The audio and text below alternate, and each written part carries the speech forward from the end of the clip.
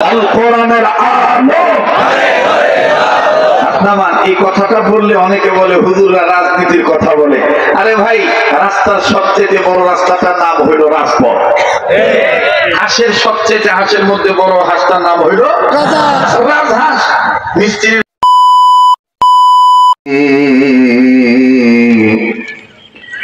জৌলস তারা দেখেছে কেবল,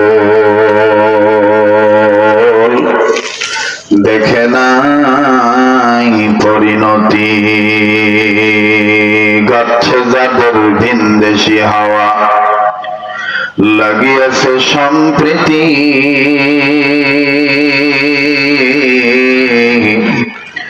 জৌলস তারা দেখেছে কেবল, দেখে নাই পরিণতি। हस्ते दुनिया बर्मे साले कंटारा, बगजा रज़्वे गर्तदारी रोबरा। आयशा इशारात के लिए इंसानी याद रख तो बंदा है मेहमानी ही। कुल मखलूकत गए निशिदिन अल्लाह नामेर गान,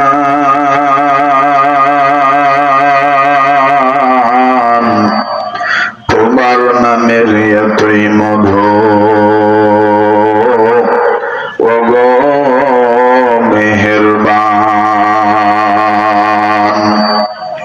রংধনুকে কে সাজালো দিয়ে রঙের মাখামাখি,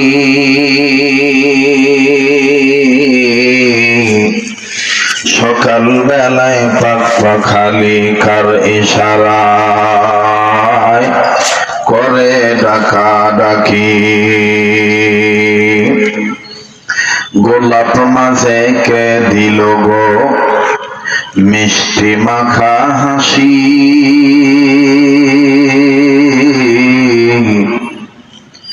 গোলাপ মাঝে কে দিল গো মিষ্টি মাখা হাসি।